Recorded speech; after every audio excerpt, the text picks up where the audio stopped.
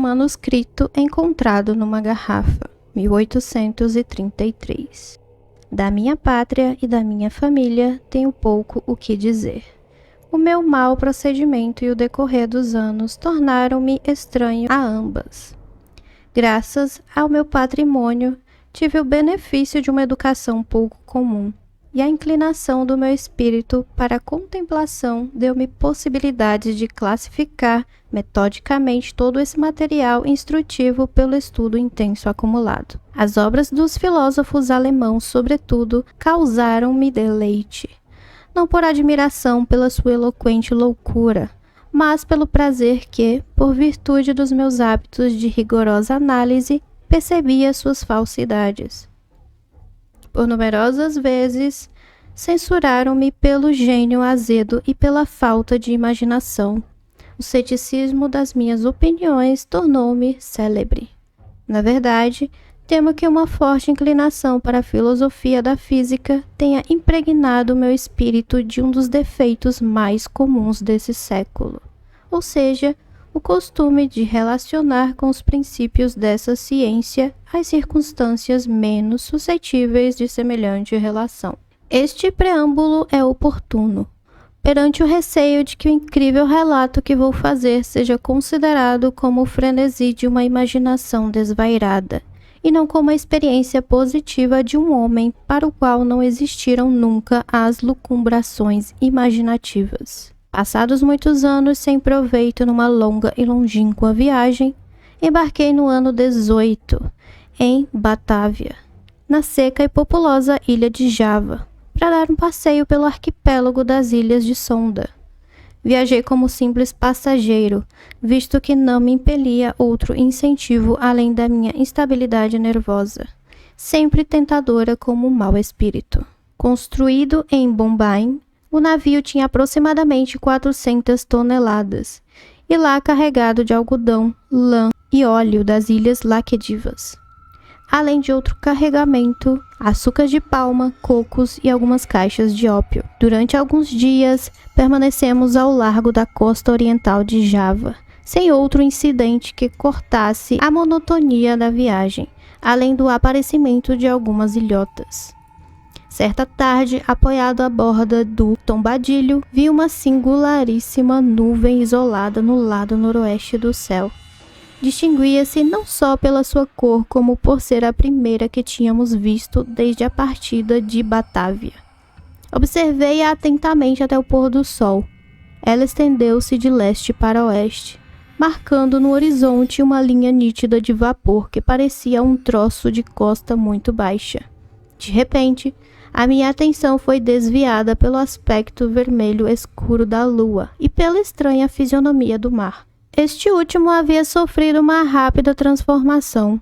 A água parecia mais transparente que de costume, e distinguia-se claramente o fundo. Não obstante isso, ao lançar a sonda, verificamos que estávamos a uma altura de 15 braças. O ar ficou intoleravelmente cálido, e estava carregado de exalações semelhantes às que emanavam do ferro incandescente.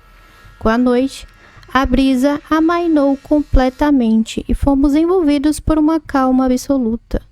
A chama de uma vela que ardia na popa estava sem o menor movimento, e um cabelo suspenso entre o indicador e o polegar não oscilava. Assim sendo, como o capitão dizia que não havia nenhuma ameaça de perigo e como derivávamos para a terra, ficamos tranquilos. Colheram-se as velas e lançou-se a âncora. Não se pôs vigia de quarto e a tripulação, composta principalmente de malaios, deitou-se sobre a ponte. No entanto, fui para o meu camarote com alguma inquietação, porque tinha o pressentimento de uma desgraça. Todos aqueles sintomas faziam prever um ciclone. Mas, ao comentar com o capitão, este encolheu os ombros e ignorou a minha preocupação. Como não conseguia dormir, à meia-noite subi para a cobertura. Ao pôr o pé sobre o último degrau, fiquei assustado com um rumor profundo, semelhante ao que produz a rotação rápida de uma roda de moinho.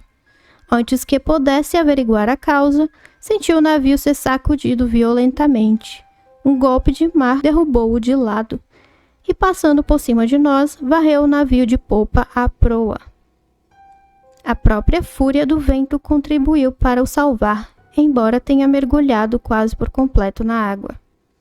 Como seus mastareus ficaram livres, tornou a levantar-se lentamente, balançou por um instante sobre a enorme pressão da tempestade e, por fim, voltou à antiga posição. Milagre, escapei da morte. Atordoado pelo violento choque da água, encontrei-me, ao voltar a mim, entre o cadaste e o timão. Consegui, com muito esforço, levantar-me, e ao olhar à minha volta, imaginei que estavam no meio da bem-intenção do mar contra os escolhos. Tão terrível era o redemoinho em que nos encontrávamos. Logo depois, ouvi a voz de um velho sueco que tinha embarcado minutos antes de o navio deixar o porto. Chamei-o aos gritos, e cambaleando, dirigiu-se para mim. Então, descobrimos que éramos os únicos sobreviventes do desastre. Tudo que estava sobre a cobertura, exceto nós, tinha ido pela borda fora. O capitão e os marinheiros morreram durante o sono, porque os seus camarotes foram inundados. Sozinhos, nada podíamos fazer para salvar o navio. Pior que isso, tínhamos a certeza de que iríamos morrer de um momento para o outro. Éramos acossados pelo furacão e a água precipitava-se de todos os lados. Apesar disso, verificamos que as bombas funcionavam e que o carregamento não tinha sofrido muito. No período de 5 dias e 5 noites inteiras, em que vivemos de alguns pedaços de açúcar de palma, o barco continuou a sua correria com incalculável rapidez. Impelidos pelas correntes de ar que se sucediam assustadoramente e que, sem igualar o primeiro ímpeto do tufão, eram bem mais terríveis que as de qualquer outra tempestade conhecida. Nos primeiros dias, a nossa rota, salvo ligeiras variações, foi a do sudoeste, em direção às costas da Nova Holanda. No 5º dia, o frio aumentou, embora o vento viesse do norte. O sol ergueu-se, com resplendor amarelento e doentio. Sem projetar uma luz clara, não se via nenhuma nuvem, mas o vento esfriava e soprava furioso. Perto do meio-dia, o aspecto do sol chamou a nossa atenção. Realmente, não desferia verdadeira luminosidade, e sim uma espécie de fulgor sombrio e triste, sem reflexos, como se todos os seus raios estivessem polarizados. Antes de mergulhar no mar, o seu clarão central desapareceu repentinamente, como se um poder inexplicável o tivesse apagado de súbito. Não era mais que uma rosa pálida e prateada, quando se precipitou no oceano insondável. Em vão, esperamos a chegada do 6º dia. Este dia ainda não chegou para mim, para o sueco não chegou nunca. A partir desse momento, ficamos sepultados em trevas muito espessas e não distinguíamos um objeto a 20 passos do navio. Envolvíamos uma noite eterna que não era sequer aliviada pelo resplendor fosfórico do mar, ao qual estávamos acostumados nos trópicos. Observamos igualmente que, apesar da tempestade continuar, raivosa e enfurecida, já não sentíamos nenhuma ressaca, nem a marola que nos acompanhava e sacudia dias antes. O horror tomou conta de nós. Só havia a escuridão impenetrável e o negro deserto de ébano. Pouco a pouco, ia se infiltrando no espírito do velho sueco um terror supersticioso, e minha alma mergulhava em muda estupefação. Desistimos de reparar e cuidar do barco. Em vez disso, abraçados ao mastro, passeávamos os nossos olhares amargamente sobre a imensidão oceânica. Não tínhamos os meios para calcular o tempo e não podíamos fazer a mais pequena conjectura sobre a nossa situação. Estávamos certos, contudo, de ter ido muito mais para o sul que nenhum dos anteriores navegantes, e surpreendia-nos não encontrar o natural obstáculo do gelo. Cada minuto nos parecia ser o último da nossa existência, e cada onda nos parecia a derradeira que veríamos. Realmente, só por milagre escapamos de ser engolidos pelo mar em fúria. Enquanto meu companheiro falava da leveza do carregamento e recordava as excelentes qualidades do navio, eu já tinha renunciado de antemão à vida. Aliás, preparava-me melancolicamente para a morte, que nada poderia deter mais de 1 hora.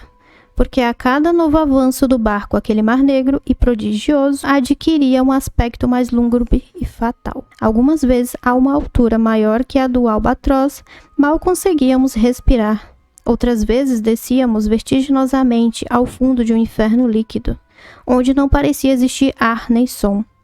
Estávamos no fundo de um desses abismos quando um súbito grito do meu companheiro rasgou sinistramente a noite. "Olhe, olhe!" exclamou ao meu ouvido. Deus onipotente, uma luz vermelha, com um brilho sombrio e triste, flutuava e lançava sobre o barco um reflexo vacilante. Levantei o olhar e presenciei um espetáculo que me gelou o sangue nas veias. A uma altura tremenda, justamente por cima de nós e sobre a própria crista do precipício, passava um barco gigantesco, talvez de 4.000 toneladas. Embora empoleirado no alto de uma onda 100 vezes mais alta do que ele, parecia de dimensões muito maiores do que as de qualquer outro barco de linha ou da Companhia das Índias. O seu enorme casco, pintado de um negro carregado, não era aligeirado por nenhum dos ornamentos próprios dos navios. Uma simples fileira de canhões devolvia, refletida pela sua superfície polida, a luz de numerosos faróis de combate que se balançavam nos seus mastros. Mas o que mais nos assombrou foi o fato de navegar com as velas desfraldadas no meio daquele mar sobrenatural e tempestuoso. Durante um momento de profundo terror, vacilou no alto do abismo, depois estremeceu, inclinou-se e por fim deslizou pela vertente abaixo. Confesso que nem sei como consegui conservar o sangue frio para dominar o pavor. Recuei o mais que pude e aguardei, impávido, a catástrofe que devia esmagar-nos. A nossa embarcação já não lutava com o mar e mergulhava de proa lentamente. Dessa forma, o enorme e misterioso navio chocou com a parte do nosso que estava já debaixo de água. Consequentemente, fui arremessado para o cordame da sua mastreação. Quando caí, o navio teve um momento de quietação, depois virou-se rapidamente. Essa natural confusão fez com que a minha presença passasse despercebida. Não tive muito trabalho para escapar, sem ser visto pela escotilha principal, e pude esconder-me no canto mais obscuro e afastado da calheta. Não sei dizer como nem por que o fiz. O que me levou a isso foi um vago sentimento de terror que se apoderou do meu espírito perante o aspecto da sua tripulação. Não me lembro de nenhuma raça que apresentasse aquelas características de indefinível raridade e que pudesse produzir tantas razões de dúvidas e desconfiança. Ao ouvir um ruído de passo, me encolhi todo. O homem passou diante do meu esconderijo. Não podia ver o seu rosto, mas pude observar o seu aspecto geral. Tinha toda a aparência de um ser débil e caduco. Os joelhos sentiam o peso dos anos e um tremor constante sacudia-lhe o corpo. Falava consigo mesmo com voz débil e entrecortada, em palavras de um idioma incompreensível, enquanto revolvia um canto onde se empilhavam instrumentos de formas estranhas e cartas de navegação deterioradas. Os seus gestos e atitudes eram uma mistura singular da fraqueza de uma segunda infância e da dignidade solene de um deus. Ao fim de certo tempo, voltou para a cobertura e já não o vi mais. Minha alma teve um sentimento indescritível, uma sensação impenetrável à análise que não tem tradução nos dicionários conhecidos, e cuja significação receio muito que não venha a encontrar-se no futuro. Para um espírito constituído como o meu, esta última consideração era um verdadeiro suplício. Tenho o pressentimento de que não poderei revelar nunca o verdadeiro significado das minhas ideias.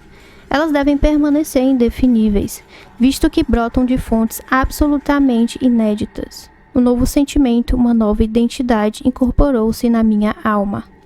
Há muito tempo que pisei pela primeira vez na cobertura deste navio e os raios do destino concentraram-se cada vez mais. Que gente incompreensível! Passam ao meu lado sem me ver, embebidos em meditações cuja natureza não posso adivinhar. Seria loucura minha esconder-me deles, porque eles não podem ver-me.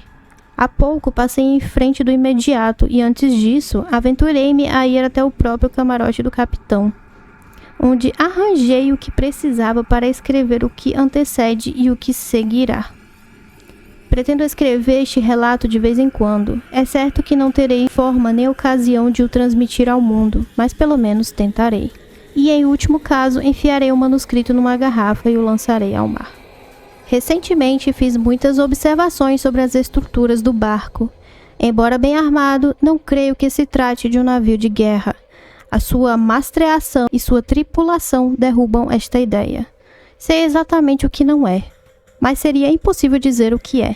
Ao examinar a forma estranha e singular deste navio e suas colossais proporções, a prodigiosa quantidade de velas que tem, a sua proa severamente simples e sua popa de um estilo exagerado, creio que a percepção de coisas não completamente desconhecidas atravessa o meu espírito como um relâmpago, misturando-se sempre a estas sombras flutuantes da memória, uma inexplicável recordação das velhas lendas estrangeiras de séculos antiquíssimos. Examinei detalhadamente todo o madeiramento do barco. É feito de materiais desconhecidos para mim e parecem-me impróprios para o uso a que foram destinados, visto que é de extrema porosidade, independentemente do desgaste natural, resultante de uma longa navegação por estes mares e da podridão da velhice. Também considerem demasiado sutil a observação que vou fazer, mas dá-me a impressão de ser feito de madeira muito semelhante ao carvalho espanhol, se o carvalho espanhol pudesse ser dilatado por processos artificiais. Ao reler a frase anterior, lembro-me do curioso dito de um velho lobo do mar holandês. É possível, dizia, sempre que duvidavam do que dizia. Como é possível que há um mar onde os barcos engordam como os corpos vivos dos marinheiros? Há aproximadamente 1 hora tive a audácia de entrar no meio de um grupo de indivíduos da tripulação. Não repararam em mim, e embora permanecesse no meio deles, parecia não terem o mínimo de conhecimento da minha presença. Tal como seu companheiro que vi pela primeira vez na calheta. Todos eles tinham o aspecto de uma grande decrepitude. Os seus joelhos tremiam de debilidade. A velhice curvava suas costas. A pele enrugada tremia com o vento. A voz era surda e sacudida. Os olhos estavam molhados de lágrimas senis e os cabelos grisalhos pareciam fugir com a tempestade. Em volta deles jazia espalhados instrumentos matemáticos de formas antiquíssimas e de emprego fora de uso. O navio, com todas as velas desfraldadas, corria em direção ao sul, sacudindo e abanado pelo mais terrível inferno líquido que um cérebro humano possa conceber. Abandonei a cobertura por não poder permanecer nela. A tripulação, no entanto, não demonstra sofrer qualquer abalo. Parece-me o milagre dos milagres que o mar não nos tenha engolido de uma vez para sempre. Estamos condenados, sem dúvida, a bordejar indefinidamente a eternidade, sem nunca mergulharmos no abismo. Deslizamos como as aves marinhas sobre ondas 1000 vezes mais altas e temíveis que qualquer onda conhecida.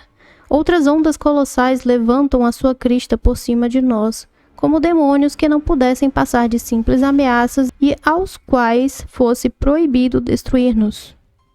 Acabei por atribuir essa boa sorte perpétua à única causa natural que pode explicar semelhante efeito: o navio ser mantido por alguma forte corrente ou por redemoinhos submarinos. Frente a frente vi o capitão. Ele estava no seu próprio camarote, mas como eu supunha, não me prestou a menor atenção. Embora nada haja nele de superior ou inferior a qualquer homem, o assombro que senti na sua presença era impregnado de respeito e de terror supersticioso. Tem mais ou menos a minha estatura. É bem proporcionado e de aspecto robusto, mas a sua constituição não revela um vigor extraordinário. O que é verdadeiramente singular é a expressão do seu rosto, a intensa, terrível e sugestiva aparência de velhice, tão completa, tão absoluta, cria no meu espírito um sentimento inafável à medida que vou olhando para ele. A sua fronte, embora pouco enrugada, parece ter 1000 anos. Seus cabelos grisalhos guardam o passado e os seus olhos, mais cinzentos ainda, como que profetizam o futuro. O chão do seu camarote está juncado de estranhos volumes em fólio, com cantoneiras de ferro, de instrumentos científicos desusados e de antigos mapas de uma forma completamente esquecida. Tinha a cabeça apoiada sobre as mãos, e o seu olhar ardente e inquieto devorava um pergaminho com a assinatura e os selos reais. Falava consigo mesmo, como aquele marinheiro que vi pela primeira vez na calheta, e murmurava em voz baixa algumas sílabas de uma língua estranha. Embora estivesse muito perto dele, parecia-me que sua voz chegava aos meus ouvidos, vindas de uma milha de distância. O barco e o seu recheio estão impregnados do espírito de outras épocas. Os homens da tripulação deslizam como sombras dos séculos sepultados. Nos seus olhos vive a inquietação dos pensamentos ardentes. E quando, ao cruzarem comigo, as suas mãos são iluminadas pela luz lívida dos fanais, sinto qualquer coisa que nunca senti, embora minha vida esteja cheia da loucura das antiguidades. Embora me tenha banhado na sombra das colunas arrumadas de Baalbek, de Tedmor e de Persépolis, de tal forma que a minha alma acabou por ser uma ruína. Ao olhar à minha volta, envergonho-me dos antigos terrores. Se a tempestade até agora me fez estremecer de horror, que sensações e que palavras para a exprimir necessitaria agora em face da batalha do vento e do oceano? Uma batalha para o qual os conceitos vulgares de tornado e simum são triviais e inúteis. O barco ficou literalmente mergulhado nas trevas de uma noite eterna, num caos de água sem espuma, mas a distâncias circulares de uma légua aproximadamente. Podemos avistar bem distintamente e de vez em quando prodigiosas superfícies de gelo que sobem para o céu desolado, como se fossem as muralhas do universo. Como eu havia previsto, o navio está indubitavelmente numa corrente. Se pode chamar assim aquilo que vai rugindo e uivando através das brancuras glaciais e que produz no lado sul um ruído estrondoso 1000 vezes mais forte que o de uma catarata caindo verticalmente. É impossível imaginar o horror das minhas sensações. No entanto, a curiosidade de desvendar o mistério dessa terrível região é mais forte do que o terror, e até me reconcilia com a odiosa fisionomia da morte. Não há dúvida de que nos precipitamos à busca de um segredo incomunicável, cujo conhecimento só se consegue à custa da vida. Talvez esta corrente nos conduza ao próprio polo. Por muito estranha que seja essa suposição, é preciso acreditar nela. A tripulação passeia sobre o convés, inquieta e trêmula. Todos os rostos têm uma expressão nova, mas parecida com o ardor da esperança, com a apatia do desespero. Como temos todas as velas desfraldadas e o vento nos empurra, há momentos em que o navio salta fora do mar. De súbito, horror dos horrores. O gelo que nos cerca abre-se repentinamente, à direita e à esquerda, e damos voltas vertiginosas em imensos círculos concêntricos, em redor das bordas gigantescas de um enorme anfiteatro, cujos muros se prolongam para além das trevas e do espaço. Mas já não me resta tempo para sonhar o meu destino.